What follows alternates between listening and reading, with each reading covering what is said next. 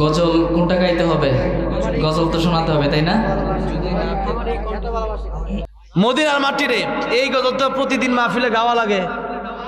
হ্যাঁ, না না না না না, পানি লইব। এই মুহূর্তে তো আসলে আমার ভাই যেহেতু বলছে এটাও মদিনার মাটি রে, এটা না গাইলে দেখা গেছে আমার ভাই কষ্ট পাইব, ঠিক না? আচ্ছা, আমার এই কণ্ঠে তুমি এটা গাওয়ার জন্য অনেক আবদার এসেছে। ঠিক আছে, এত ভালোবাসো কেন মালিক আমায়, এটা আমরা গাইবো। যখনই এত ভালোবাসো কেন মালিক আমায়, আমার সামনে অনেক মাদ্রাসার ছাত্র ভাইদের দেখতে পাচ্ছি, আপনারা একটু সরে সরে গাইবেন, সাথে যুবক ভাইরাও গাইবেন ইনশাল্লাহ, ঠিক আছে? আমারই কণ্ঠে তুমি, তোমারই বাণী তুলেছ, বুকের দেরাজে তুমি কোরআনের স্থান দিয়েছ। আমারই কণ্ঠে তুমি, তোমারই বাণী তুলেছ, বুকের দেরাজে তুমি কোরআনের স্থান দিয়েছ।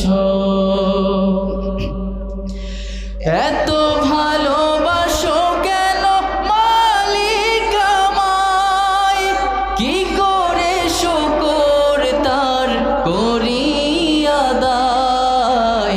এত ভালোবাসো কেন মালিক আমায়, এত ভালোবাসো কেন মালিক আমায়।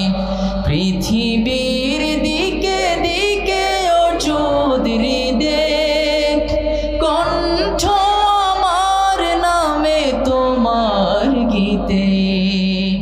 পৃথিবীর দিকে দিকে চৌধুরী দে, কণ্ঠ আমার নামে তোমার গীতে।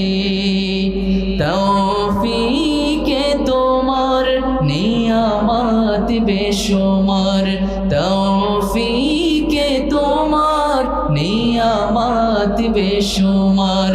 পেনুয়ে পড়ে মন সিজদায়, এত ভালোবাসো কেন মালিক আমায়, এত ভালোবাসো কেন। শুধু আপনাদের কাছ থেকে শুনতে চাই, এত ভালোবাসো কেন মালিক আমায়, এত ভালোবাসো কেন মালিক আমায়। হৃদয়ার পথে পথে জীবন সমূল, চলতে আমায় তুমি করো কবুল। হৃদয়ার পথে পথে জীবন সমূল, চলতে আমায় তুমি করো কবুল। কোরআন গে যাই তোমাকে যেন পাই, কোরআন গে যাই তোমাকে যেন পাই। পথে চলি তোমারই আশায়,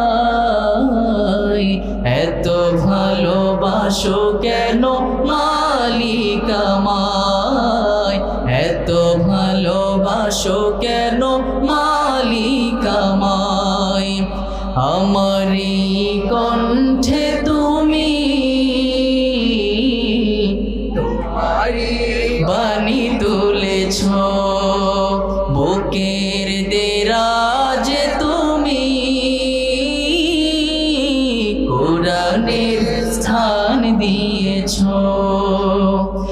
এত ভালোবাসো কেন মালিক আমায়, কি করে শুকর তার করি আদায়। এত ভালোবাসো কেন মালিক আমায়, এত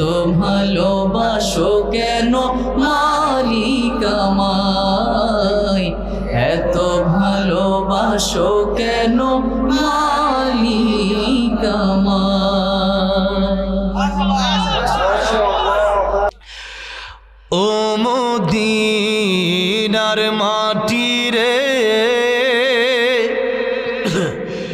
সকল সুখ বুঝি তোর কপালে।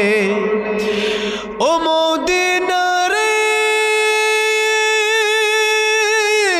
তোর বুকে আমার নবী, যার লাগি পাগল সবই, যার লাগি মা তোর ত্রিভুবন। কাঁদি আমি সারাক্ষণে, কখন যাব সেখানে, সহে না আর পরাণে।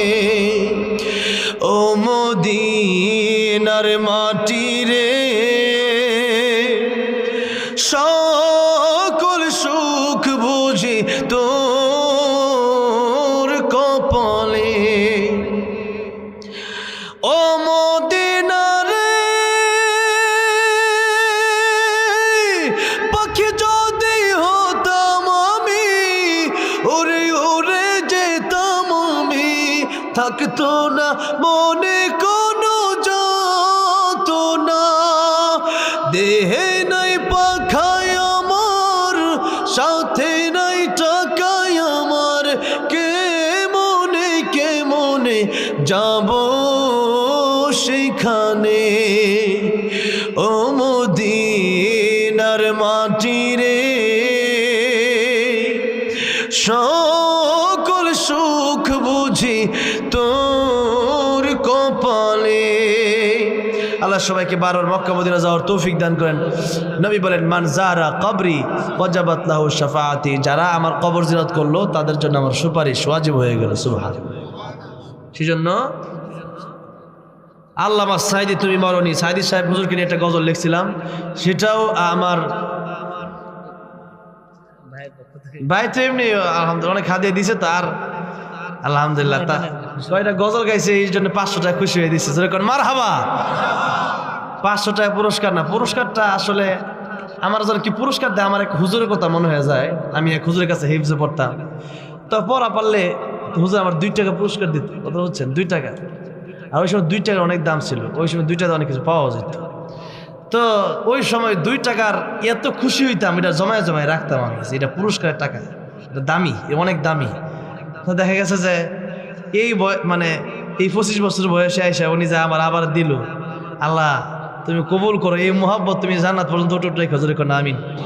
মান আহাব্বা লিল্লাহ ওয়া আবগাদা লিল্লাহ ওয়া আতা লিল্লাহ ওয়া মানা লিল্লাহ ফাকাদ ইসতাকমাল ঈমান। নবী বলেন, যাদের ভালোবাসা হবে আল্লাহর জন্য, ঘৃণাও হবে আল্লাহর জন্য, এরপরে কিছু দেওয়া এটা আল্লাহর জন্য হবে, কিছু না দেওয়া আল্লাহর জন্যই হবে, তখন বোঝা যাবে ইমানটা পরিপূর্ণ হয়েছে, ইমানটা পরিপূর্ণ হয়েছে। তো সেই জন্য আমাদের ভালোবাসা কার জন্য হবে? আমাদের ঘৃণাও কার জন্য হবে?